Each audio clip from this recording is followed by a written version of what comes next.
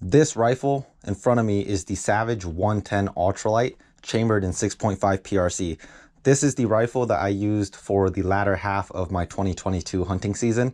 And even though it is completely set up and sighted in, I'm going to break it down, strip it down to just the bare rifle, like how I received it when I first got my hands on it. The most common question that I want to address now is why? Why would you tear down this rifle if this rifle has already been producing for you out hunting? And that's a great question. The answer is, this is just not the ideal setup that I want for this rifle. I received this rifle back around late September, early October. And so that's like in the middle of my hunting season. And because I got the rifle during my hunting season, it was a constant battle between trying to find time to hunt and finding time to set my rifle up. So because I was already hunting and I was well into my hunting season, whenever I came home and I had just a little bit of time to squeeze, I was just trying to find random pieces of gear for me to set up this rifle just so that I can take this rifle out for the 2022 hunting season. And so I had this rifle set up like 3 to 4 days before our deer season opened here in Washington. So I randomly threw on the scope, threw on these rings, and I just tried to make it work for my hunting season, and it did. So there's nothing against this setup that says that I can't hunt with it, because I took my mule deer in Washington with it. I took my bull elk in Washington with this rifle, and I shot my Oregon elk with this rifle. This rifle is 3 for 3 this past hunting season alone. Again, the only reason why I want to change it is because it's just not the ideal setup that I want for this rifle. So I want to walk you guys through my current setup, and I will briefly go over why this is not my finalized setup. And then once we're done with that, I'll strip it down and we will start from scratch and build the ideal setup, or at least my ideal setup for this rifle build. So once again, this rifle is the Savage 110 Ultralite. I think this is the best hunting rifle that Savage makes, hands down. This is their lightest rifle. It's got their Accu-Stock with their Accu-Fit, where you can adjust the cheek riser, you can adjust the length of pull, and you have a proof research carbon fiber barrel. And then for the muzzle, it comes threaded 5/8 by 24. And so I threw on the Salmon River Solutions Little Chub muzzle brake. I have the Atlas BT10 bipod. And for the rings, these are the Tally rings for the Savage 110 models. These are the 30mm rings, medium height. And for the scope, this is the Vortex Viper PST Gen 2 5-25 by 50 first focal plane. And for the bubble level, I just have one of the Vortex Low Pro bubble levels on there. That's the setup. And last year, or this past season, I was just shooting the factory Nosler 140 grain ballistic tips for my ammunition. I also shot the Hornady 143 grain ELDX. Those were the only 2 factory ammunitions that I could find for 6.5 PRC. So that's what I tested this rifle with. And this rifle shot both of them very well. The Noslers, those are what I went with. And that's simply because those shot a little bit tighter out of this rifle than the ELDX. I believe the ELDX was like a 0.9 3-shot group at 100 yards. And the Noslers were like a 0.6 3-shot group at 100 yards. So both shot sub MOA, but the Noslers were just more accurate. So that's why I went with the Nosler ballistic tips. So in a nutshell, that's the rifle that I was rocking with for the past 2 months of my hunting season. And in this video, we're not going to be shooting this rifle because 1, I don't have a lot of ammunition left. And 2, which is the more important thing, I want to start hand loading for this rifle next year. So the factory Nosler versus factory Hornady, it's void. It doesn't really matter to me anymore because I just want to start hand loading for this rifle and maximize the potential with this rifle. So next year, whenever I get the hand loading stuff done and we go out and shoot and get it sighted in and doped out to 1,000 yards, I will make a second follow-up video about this rifle setup, and that will more or less end this rifle setup project. But for this video, I just want to show you guys how I'm going to have it set up. So with that being said, I'm going to completely strip this rifle back down to its basic form, and let's set this rifle up with my ideal setup. So the camera can only fit half the table at once, and I have everything laid out on the table that I need for this project. So I've divided it into two halves. So this half of the table, which is on the screen right now, this is what's going to be going on the rifle itself.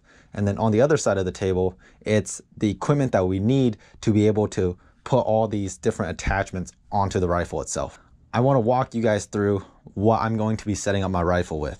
So again, this right here is the Savage 110 Ultralite rifle. I have it completely broken down to how I received it. The only thing I left on is this part right here, which this is the Accu-Stock Picatinny rail mount. The reason why I left it on there is because it's a pain to put on and off.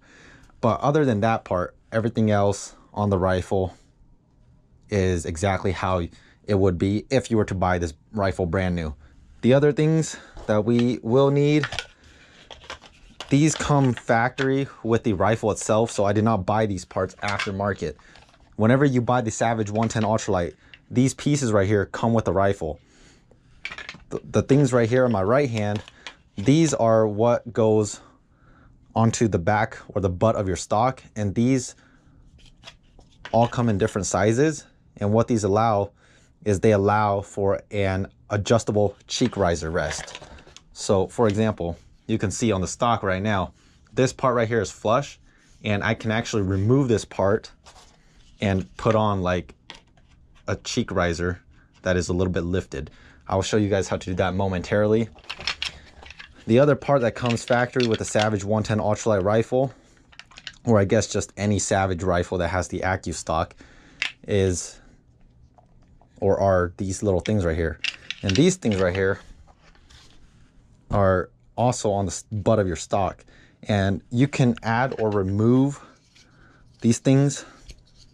And what these allow is these allow for an adjustable length of pull. So if you're someone with a shorter arm, you can take off this piece and have the butt of your stock a little bit shorter so that you can actually reach the trigger. If you're someone with longer arms, you can add more and adjust this length of pull to your desired width in case your arms are too long for the standard stock right here. So that's the one thing I love about the Accu-Stock, is it's their Accu-Fit design, right? You buy the rifle and you don't have to really buy any aftermarket parts to get this rifle to fit you. You can just add or remove these parts right here and you have a fully customizable factory rifle. That's one of my biggest things I like about this rifle, is I don't need to go out and buy any aftermarket parts. You buy the rifle, all the parts you need to adjust your cheek riser and your length of pull comes with the rifle. So that's the rifle. This is another thing we will be using for our rifle. This is the Atlas V8 BT10 Bipod. I've been using this all of last year, and so we're just going to stick with it. The other thing that we will be putting on our rifle is the Salmon River Solutions Lil Chub muzzle brake. Again, this is a threaded for 5/8 by 24, and this is the 264 caliber because this is chambered in 6.5 PRC and the material is titanium. That's one thing. The other thing that we will also use are the Tally rings. These are made for the Savage 110 model specifically, and these specific rings right here are the medium height rings, and these are 30 millimeters. The reason why I went with 30 millimeters is because this scope right here has a 30 millimeter main tube, and I went with the medium height because this has an objective lens of 50 millimeters. So I needed a slightly taller ring so that the scope, the objective of the scope, doesn't hit my barrel. So that's the ring right there. Next thing is we will be using this Vortex Low Pro bubble level. This is a 30 millimeter because once again, our scope here is a 30 millimeter main tube. And then this right here is the main reason why I wanted to swap out this thing. So the PST Gen 2 5-25, this is what I was hunting with this past season. And the reason why I'm going to swap it out is because this scope, it's a great scope. It's just a little bit heavy. It's not a lightweight scope. And as the name implies on the rifle, this is a Savage 110 ultralight rifle. It doesn't make sense to have an ultralight rifle and a heavy scope. Again, I just threw this on to this rifle because I was in crunch time and I didn't have time to go out and get this in my hands. But now that we have time in our hands, I'm taking off the Viper PSD Gen 2 and we are replacing it with this bad boy right here. So this scope that I wanted in the first place is the Vortex Razor HD LHT 3 to 15 by 50. This has the G4i BDC reticle, and this scope right here is the second focal plane scope, and it's in MRAD. I want MRAD for this particular rifle because up to this point I've never really shot MRAD, and so I just want to learn. This is the scope right here. So much lighter. I think it's like 9 or 10 ounces lighter, so over half a pound lighter. That's the scope that we will be putting on to this rifle. I have the 3 to 15 by 42 on my 6.5 Creedmoor. This is the 3 to 15 by 50 MRAD version. So that's the scope. The equipment we need is we need this toolbox from Wheeler Engineering.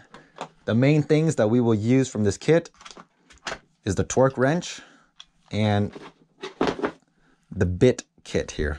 That's the two main things that we will use out of this kit. I guess you could just buy this, but there's also other things in here that will come in handy. We're just not going to use it in today's video just because we don't need it. So that's the first thing we need, the Wheeler Engineering kit. The other thing that we will need that does not come with this kit is the Wheeler Engineering bubble levels. So this is also made by Wheeler Engineering, but these levels right here don't come with this box right here. You have to buy these separate. And the reason why you want this one is because this level right here, it can clamp onto your barrel. And the two levels that come in this kit can't do that. So for example, you can open this up, clamp it onto your barrel, and that's going to come in handy because the bubble levels that go on your barrel, it really keeps its way out of interfering with you when you're setting up your rifle. So that's one other piece of gear that we will be using for this project. The other thing we need is we just need a screwdriver. I don't know what size this is, but I don't know. This is a little bit on the bigger end, but it'll work. The other thing that is not necessary, but it's good to have, is a Lyman trigger gauge. This piece of tool right here will allow you to see how heavy or how light your trigger is. It's not mandatory, but I'm someone who likes to know how heavy or light my trigger is. The other thing that is very, very important for this setup today is the Level Right Pro scope levelers. This is going to be my first time using this, but just from what I have been researching, this is the way to go. And this right here will allow us to level our reticle perfectly to our rifle. I'll show you guys how to use that momentarily. And the last thing is this thing right here. This is just a tip ton gun vise. It's what's going to allow us to place our rifle on here and secure it to the mount so that we can work with our rifle so that our rifle doesn't shift around. So everything right here that I just went through is everything that we will need to set up the Savage 110 Ultralite 6.5 PRC. First things first, put our rifle in the gun vise, and we are just going to secure this rifle to the gun vise so that the rifle doesn't wobble around. There's a lot of different models of the tip-ton gun vise. This is actually not one that I prefer because this side, it only has one of these adjustable knobs over here. You want the one where you could adjust it on both sides so that your rifle can sit right in the middle. This is just the one I have, so we're going with that. So bolt is clear. We're just going to remove the magazine just for the heck of it. First things first, we are going to attach our scope rings to our rifle. And when it comes to these rings, I believe these are interchangeable, meaning that it doesn't really matter which ring goes in the front and which one goes in the back. They're ambidextrous, if you will. One thing that you can do is you can adjust or flip these around, right? You can flip them like this, or you can put them like this. This is how I had it for my PST Gen 2, where the rings were sitting a little bit farther out. But for this Razor LHT, I'm going to flip them and have these rings that actually clamps on the scope a little bit tighter in.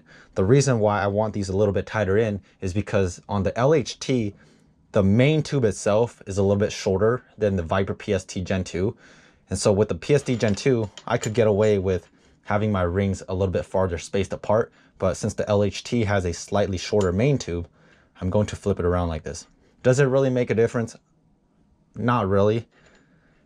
It's just that when I can, I prefer to have the rings slightly farther spaced apart because I just feel like it's a little bit more stable that way. But again, I don't think it really matters if you set up your rifle right. So we're going to line the holes up on this ring right here. Take our torque wrench from our Wheeler engineering kit.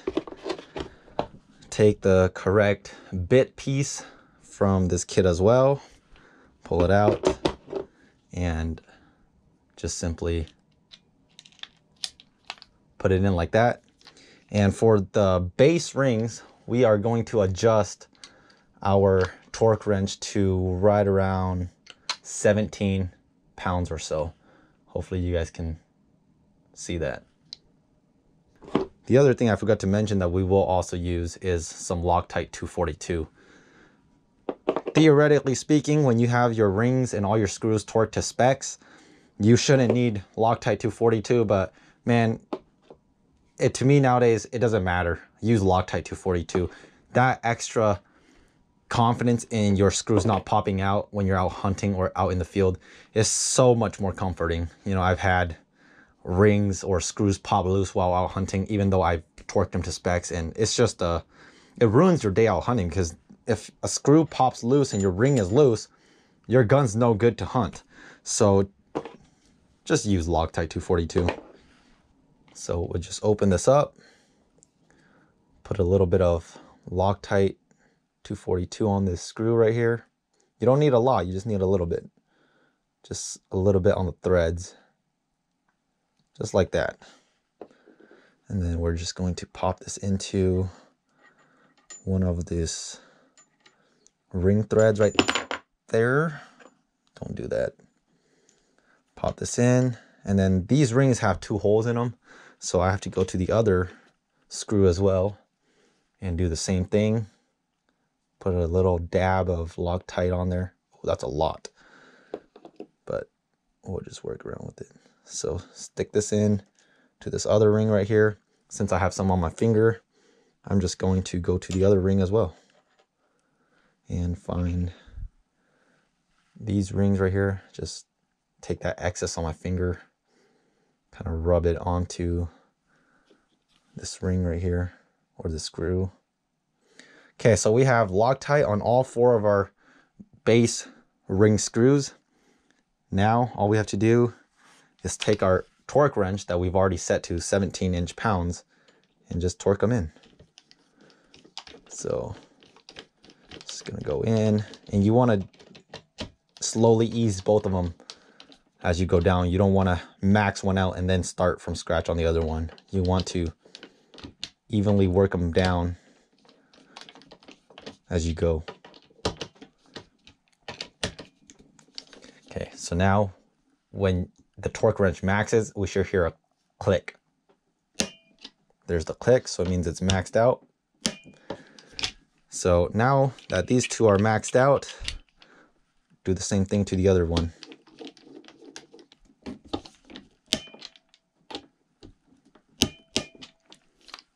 They are all maxed out to the torque. We're just going to go through and confirm.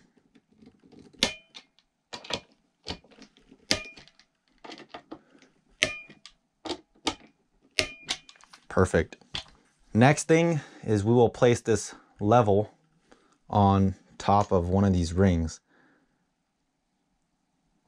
So my rifle is not level. So I'm just going to adjust this rifle until I have this bubble level.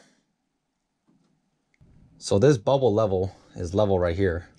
So we're just going to take this one that goes on the barrel and take this out, open it, and just carefully mount this one to the barrel back over here.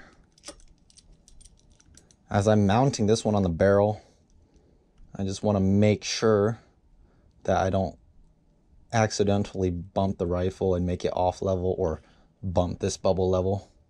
I just want to do this as careful as I can.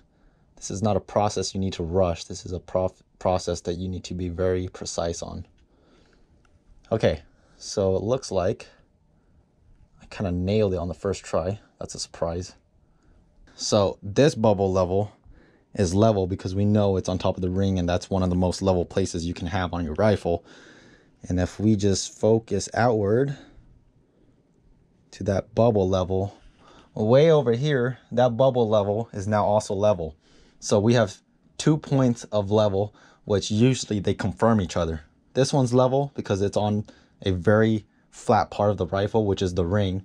And now we just match this one to this one. So even though we take this one off, that's our reference bubble from now on.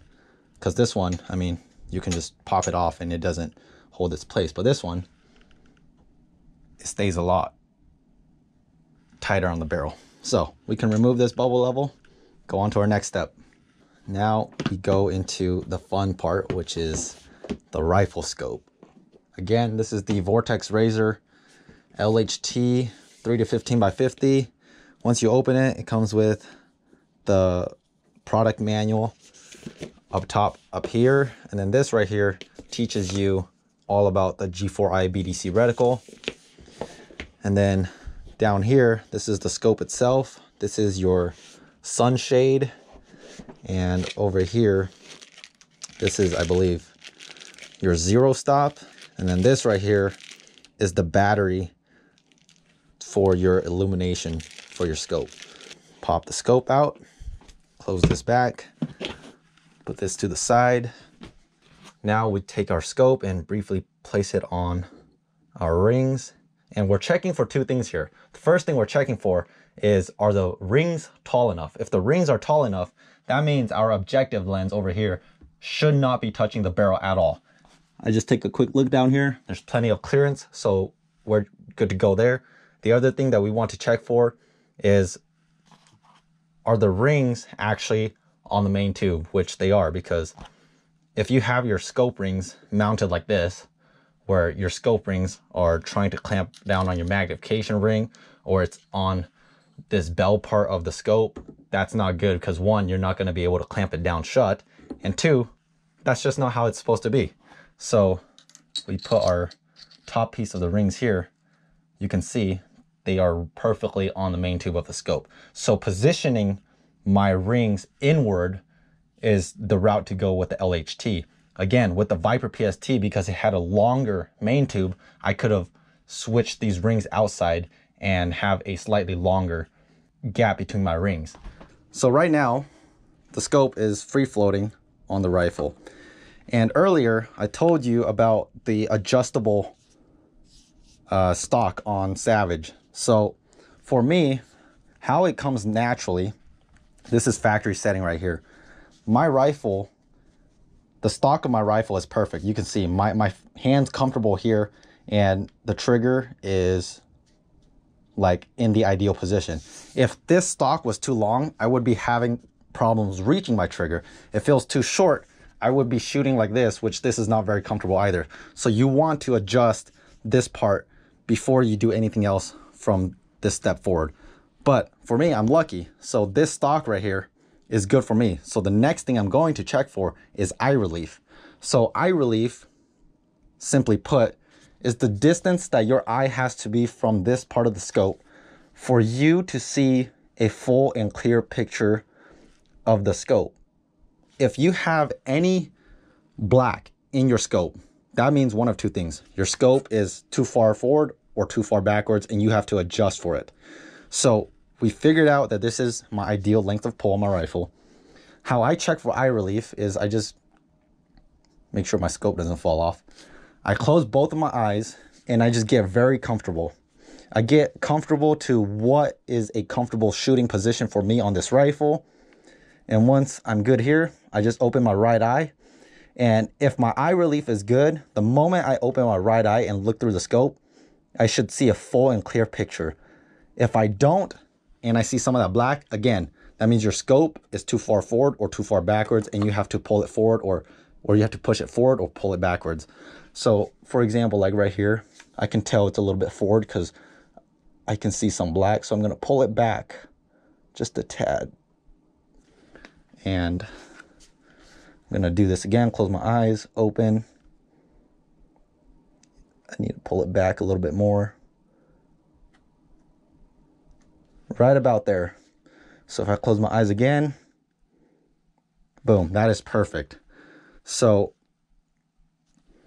that is about how far this scope ring is from a magnification ring. So just take mental note of that, so that when you go and clamp this ring down, I know that this is where my scope needs to be to achieve perfect eye relief.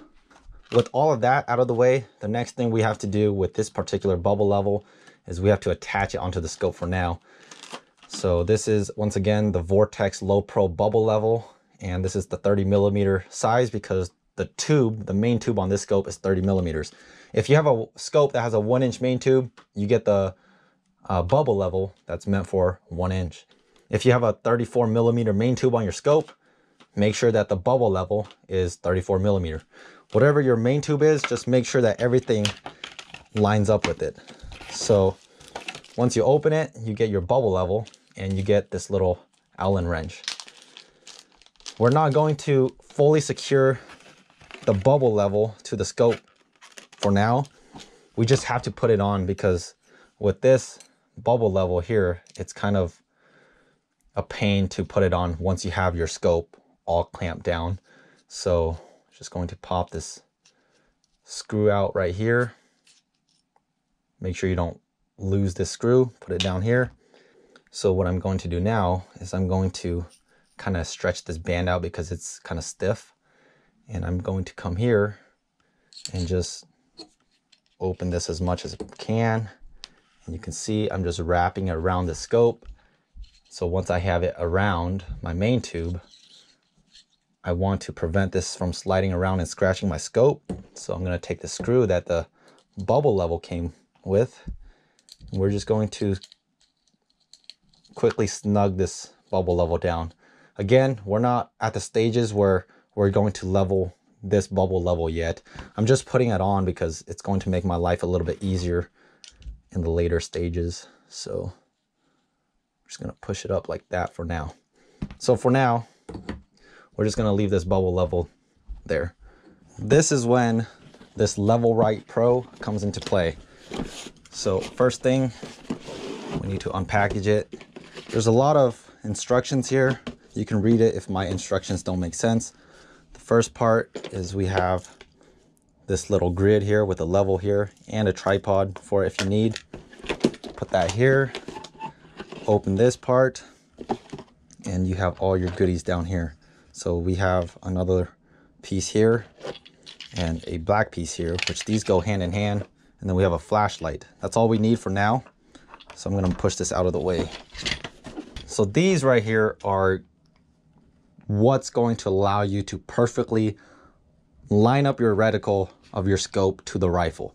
Again, we've already leveled our rifle because earlier I used the Wheeler Engineering bubble levels to do that. Now what we have to do is we have to level our scope, more specifically level our reticle to our rifle so that they are both perfectly lined up with each other. That's what these tools will help us do. You just take this, you can see these have that little crease, and just line it up just like that. And right here, or let me pull it back out, there's a little hole right here too. So once you have this lined up, push down, that hole right there, you're going to screw this in. So pull this out, push it all the way down so that this bottom piece down here is flush. And then now we just have to screw this in to that little hole.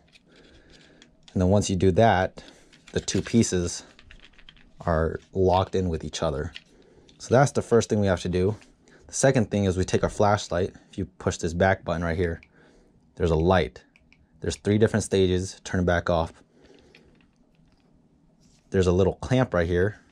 So you pop this in just like this, and then you twist it so that that little tab right there is off center from that little hole. If you need to take it off, Just twist it so that it goes flush with those two holes, and you pop it back out. Again, to enter it, pop it in, twist it, and now your flashlight is stuck on there. And then the next thing is you can just push this down and up so that it can line up with your barrel height or your scope height. Next thing is we have to temporarily put on the top piece of our ring so that our scope doesn't just fall off on us. Screw them in. And again, we're only doing this temporarily, so don't go all the way in yet. We just need our scope to not flop around while we do this next step. So I have my rifle set up over here, and back behind over here, I have this grid sheet from the Ultralite Pro, and this bubble level right here is level. So once it's level, I'm going to take this piece right here and shine this light through the scope backwards, and it's going to show my reticle reflecting onto this grid sheet right here. And once it shows on this grid sheet, all I have to do is make sure that my reticle is perfectly vertical with one of these lines right here. And once that reticle is level, then we just have to simply go back and slowly torque our rings down. I had to shut off the light for this so that the reticle can show, so this might be interesting, but we'll give it a shot. So we have that grid right there, perfectly level behind our scope, behind our gun. We know that our rifle is level because of this bubble level that we put on the front here. So I'm going to adjust this so it's perfectly level. Our gun is leveled. Now we're going to take this flashlight that's provided to us by Ultralite Pro, and we're going to take this flashlight and shine it through the front of the scope. And once we do that, I'm going to level this thing right here. And now I'm going to turn off the light, and I want you guys to look at what happens on that grid line. So I'm going to turn off the light. And if you guys look on the screen right now, you can tell my reticle is canted one way or the other because it's not perfectly lined up with that Ultralite Pro grid.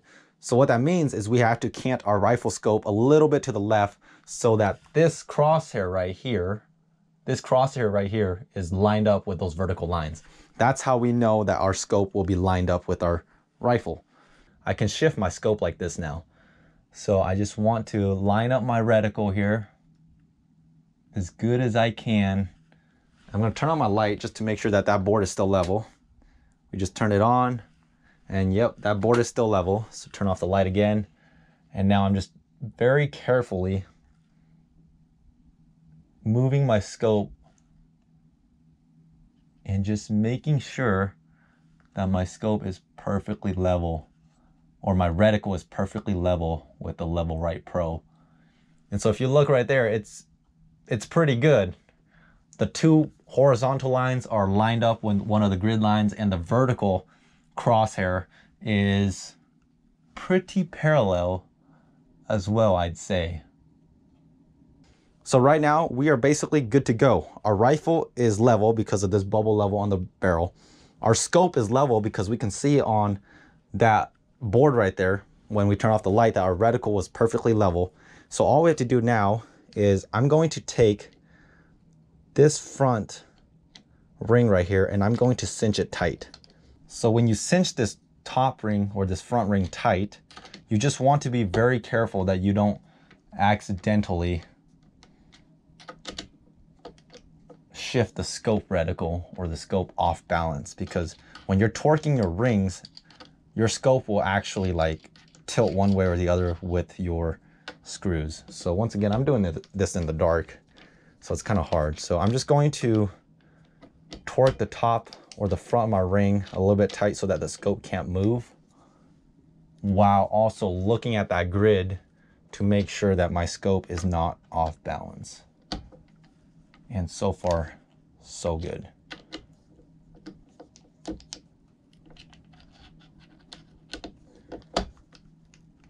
So I torqued this front ring right here pretty tight so my scope can't move anymore. We know that our rifle is balanced, or our rifle is level because of this bubble level that we put on the barrel at the very beginning. We can take this off now, and all we have to do now is go back and torque these two rings to specs. So I'm gonna leave that board there so that once I'm done actually torquing my scope, I can go back and reconfirm everything. So this front ring right here, it should hold the scope in place.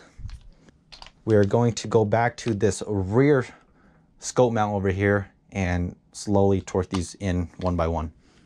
So earlier we had our torque wrench set to like about 17, 18 inch-pounds for the bottom screws on our rings. Now we are going to go down and adjust this to right around 13 to 14 inch-pounds.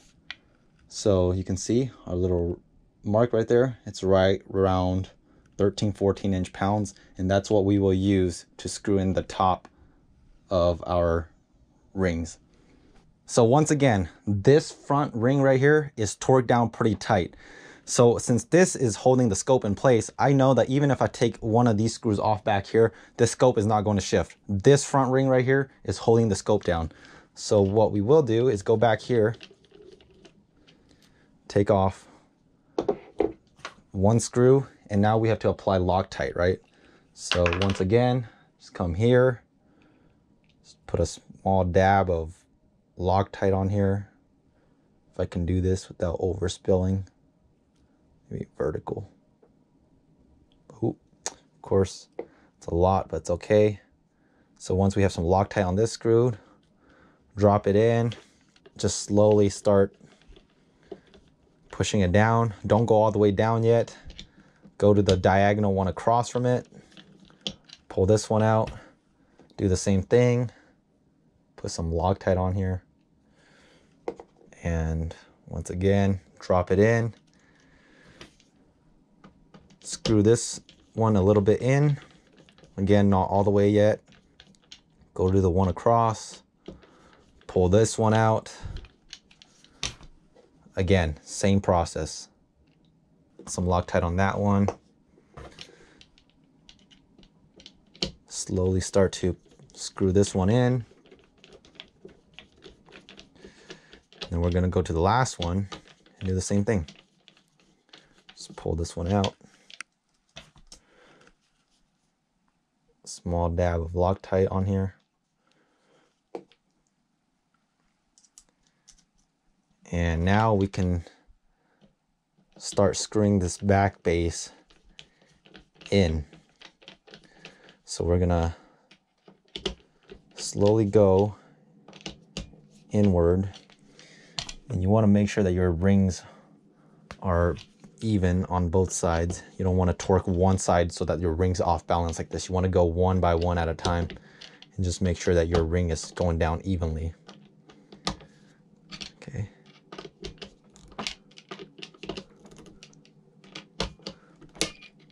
So there's our torque.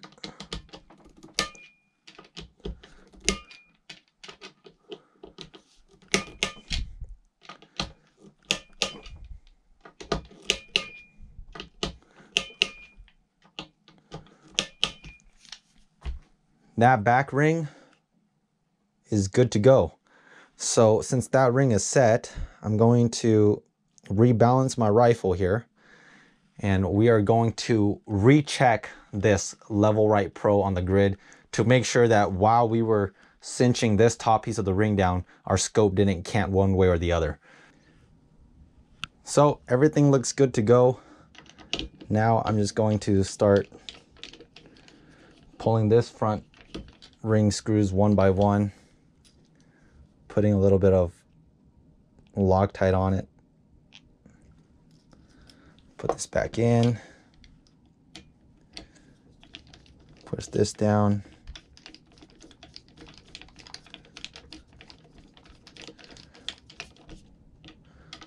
pull out the opposite diagonal one, and do the same thing. At this point, it's a home run. Just slowly putting Loctite on our rings here, and then we're almost done.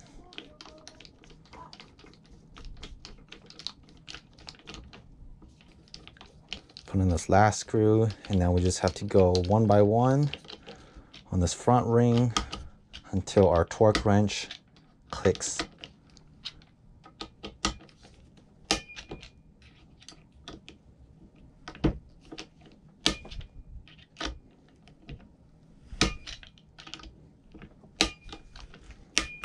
Just gonna go back and check all the screws.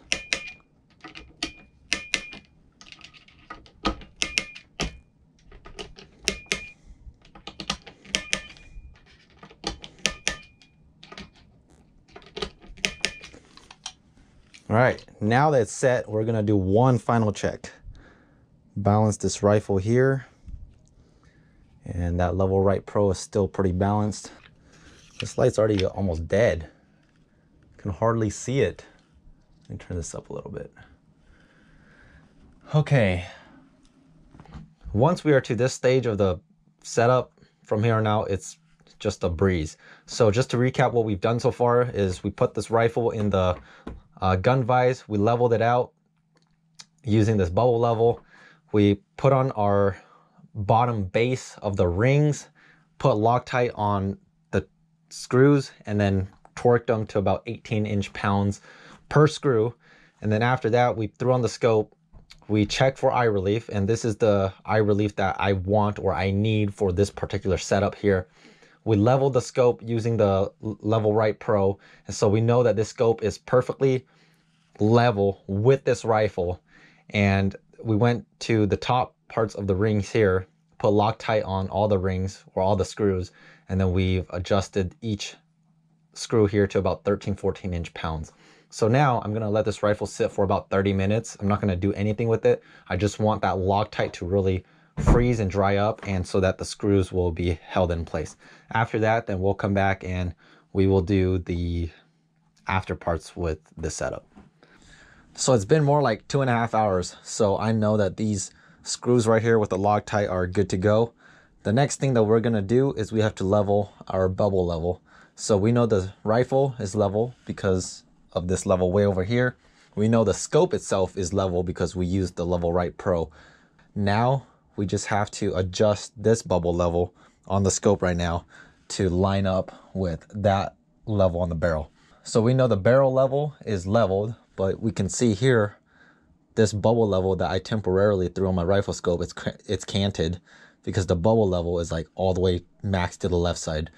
So we're gonna find our little screw, and this is all about just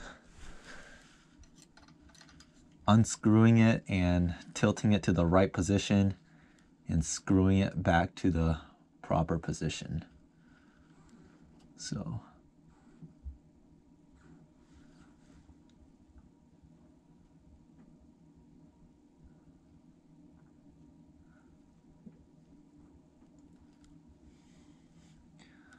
this can be a little tricky, but just work your way around it. So this level here is just about there. Just gonna tighten it now. Just hand tightening it. You don't want to crush your scope. So there we go. It's right about perfect. That bubble level is right in the center. And so that means that this bubble level is leveled with the rifle, because you can tell way over here, this rifle bubble is in the center. And we already confirmed that we leveled the scope. And so now this bubble level right here is also centered. So the rifle's level, the scope is level, and this bubble level right here is also leveled. Next step, we are going to throw on a throw lever onto our magnification ring right there. This is something I forgot to show in the beginning. When it comes to throw levers, the Vortex Razor LHT, there's not a lot of companies out there that make a throw lever specifically for the Razor LHT. There's a lot of standard throw levers out there where it just has a regular uniform circle on the magnification ring. But with this LHT, there's this little tab that comes up top like this. So a lot of the standard throw levers where it's just a normal circle clamp, it won't work because of this little tab right here. So currently there's not a lot of options out there on the market. So what I had my buddy at Kestrel Glassing Systems do is he worked his magic to make a perfect fitting throw lever specifically for the Vortex Razor LHT. And this thing is like 0.6 of an ounce. So it's not even 1 ounce. It's like half an ounce, just barely half an ounce. And this fits like a glove onto the LHT. So my buddy John Lucas, he is an engineering wizard. So if you have an LHT, I'd highly recommend you getting one of these Kestrel glassing systems throw lever for the LHT. So if you have an LHT and you want one of these throw levers, go to kestrelglassingsystems.com and use my code to save yourself some money on a sweet throw lever for the LHT. So once again, because there's this tab on this scope right here, that's where that tab is going to go. So we're going to slide this over and just line up that tab and then line this up in the middle of this magnification ring, just about here. And then there's 2 little screws right here. And we're just going to take our Allen wrench here and just tighten these screws in. Just hand tighten them. And then that's done. That's the throw lever. There we go. Just like that. So much better than just using the regular magnification knob. That's what I'm talking about right there. So I helped John design this because he didn't have an LHT at the time. And so the one thing I told John that had to work with this little throw lever right here is it had to clear the bolt, right? So for example, this bolt right here clears it pretty well. Like I can put my finger in between it. And so I did not want this bolt to hit this throw lever where you couldn't eject around or rack in another shell, right? So this is on 15 power. This is on minimum power. When it's on minimum power, you have no worries at all here. But the concern was, what about max power? So this is max power right here. You can't go any farther. And the bolt still clears. You can cycle just fine. And this throw lever right here does not interfere with it. That was the biggest thing I told John when he was designing this. I was like, you just have to make sure that this throw lever does not interfere with the bolt lift. And with the Savage, this is a 90-degree bolt throw. So if you have any other rifle that has like a 60-degree or 70-degree bolt throw, where the highest they go is like here, then you absolutely have no worries here. But again, this Savage right here has a 90-degree bolt throw. So this is like the factory standard, and it still clears this throw lever. So regardless of what you have, that bolt will clear. Next step is putting on our muzzle brake. Once again, this is the Salmon Rivers Little Chub muzzle brake. This one, they designed it specifically for the 110 Ultralite because, as the name implies, this is an ultralight rifle. So why would you want a super gigantic muzzle brake on there, right? So this is a 2-port instead of your like 3, 4, or 5-port muzzle brakes. This is what I use for hunting season, and it works very well. I just took it off just to show you guys in the setup. So the Savage 110 Ultralight, it comes with a threaded muzzle, and all you have to do is just take off the thread cap here. Don't lose this. We will throw the muzzle cap into this little Ziploc that our muzzle brake came in. That way we just don't lose it. That being said, now we throw on our muzzle brake, and it's a self-timing muzzle brake. So just screw it all the way in. And when it comes to these muzzle brakes, you want your side ports here to be perpendicular, right? You don't want to have a muzzle brake that's like this, right? If your muzzle brake ports are facing upwards and downward, that's wrong. You want it perpendicular like this, sideways. So we will screw this muzzle brake as far in as we can. We're going to level our rifle using this level that we put on at the beginning. This level here is leveled. Put our level on the muzzle brake. And now we just have to align our muzzle brake so that it lines up with this level right there. Once you do that, then I'm just going to come here and just do this. This can be a little tricky. Okay, so that's right. So I'm just going to hand tighten this That's what I hear. A lot of these muzzle brake manufacturers tell me all you want to do is just hand tighten it. You don't want to use any tools. So that's what I'm doing here. Just tightening this as much as I can. Re-level my rifle. Just throw this on to check.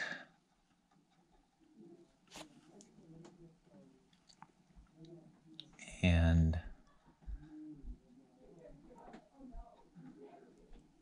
that's pretty much good.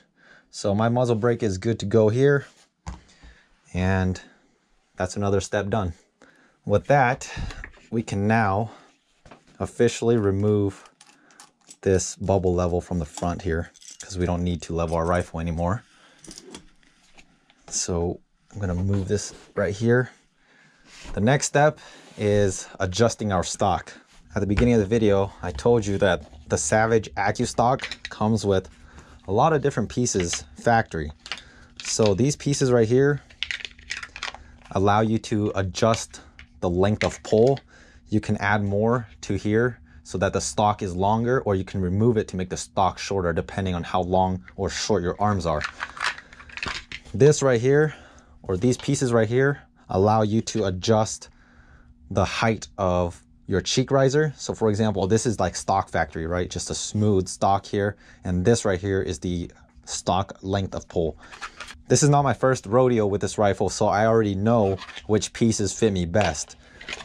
Fortunately for me, the factory adjustment for the length of pull already fits me, so I don't need any of these.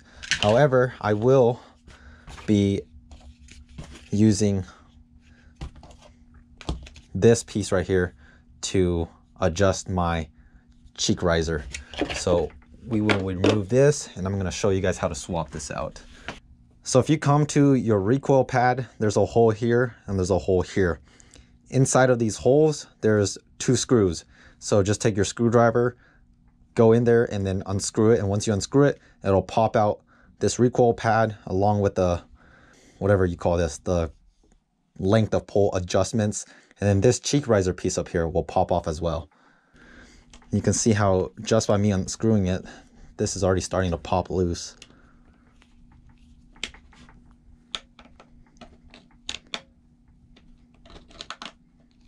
Okay, I found this one as well. So I'm going to adjust this. And I'm just going to keep going until the 2 screws completely pop out.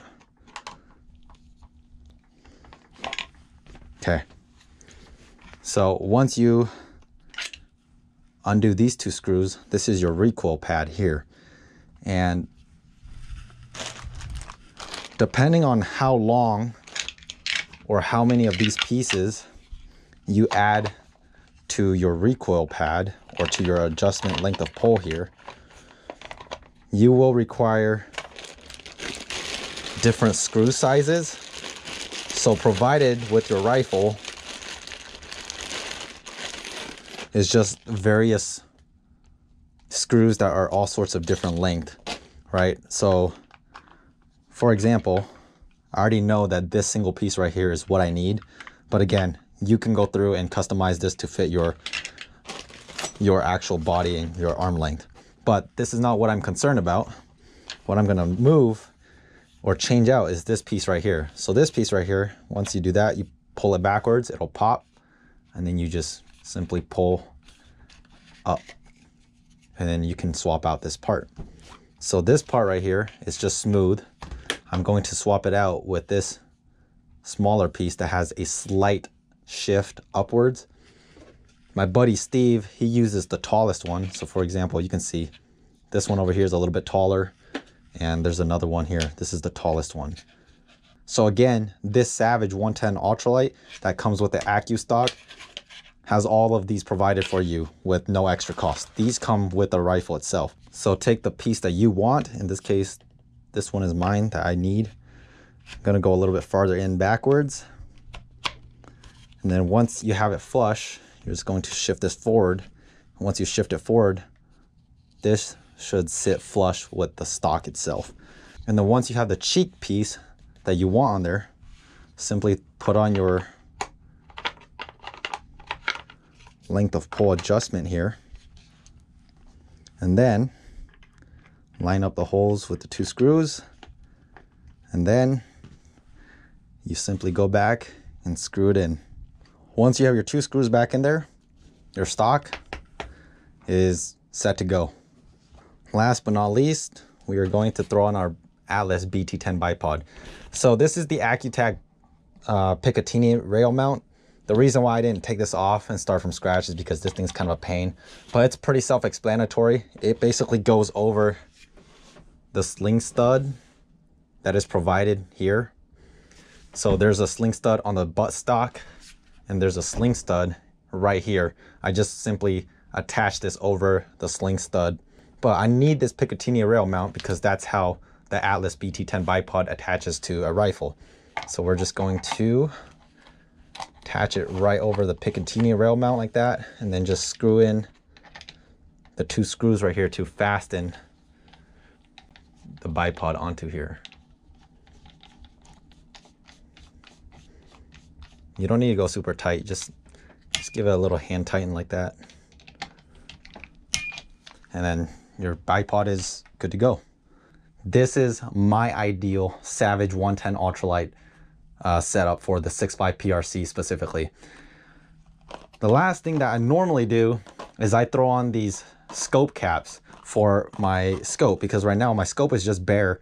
And when it's bare like this, when you're hunting out there, if it's raining, snowing, you know, there's a lot of debris that can get on your scope glass. And when you go to shoot something, if there's a bunch of snow and rain on your scope, you can't see it. So a lot of times what I try to do is I figure out a way to protect my glass.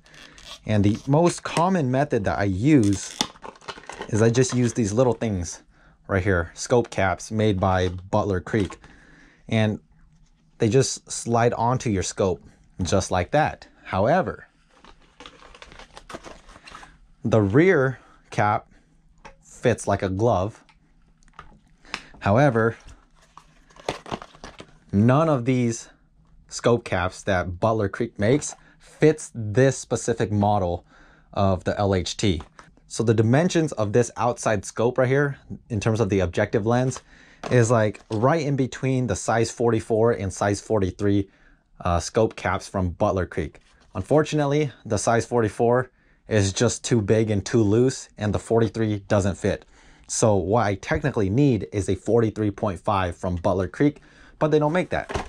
So that eliminates the option of me putting a scope cap on the front here. I'm sure there's a lot of different brands out there, but I've always just used Butler Creek because I've never had much issues with them. So I only have the one for the rear cap, but I think I'm gonna figure out a way to make it more matching, if that makes sense. So I'm going to toss these scope caps here. Despite those scope caps not working fully, I'll figure out a way to protect my glass sometime later down the road. But I just want to walk you guys through or recap what I've done and why I've done certain things. So again, the biggest change to this rifle right now compared to what I had for the 2022 hunting season is the scope.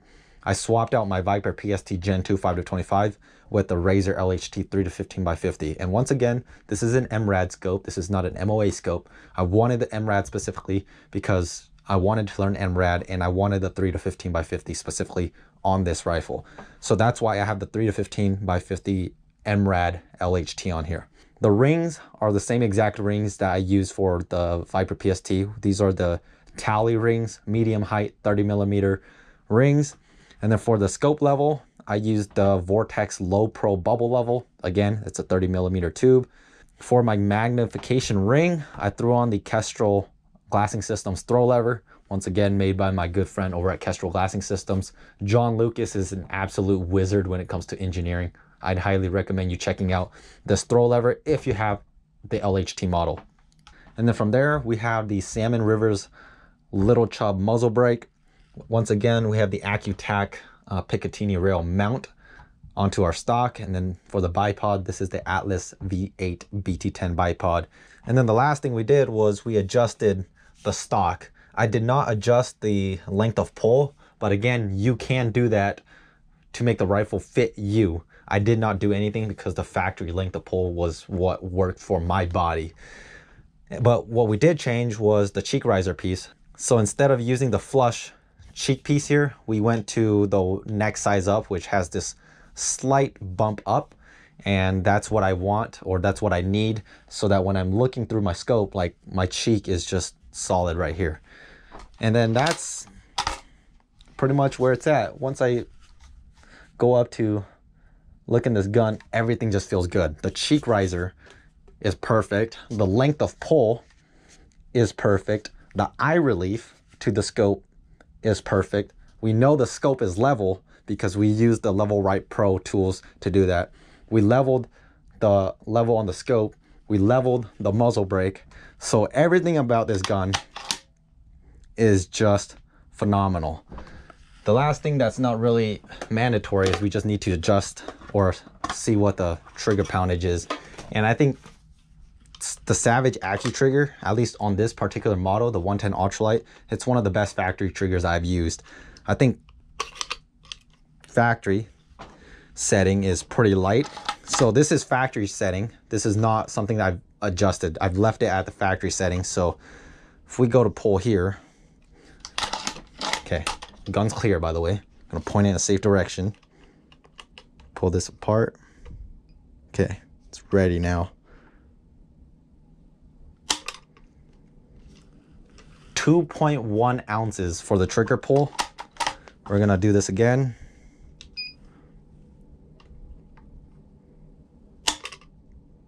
2.03 ounces for the trigger pull.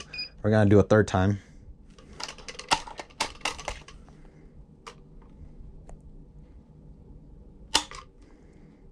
£2 pounds, 5 ounces.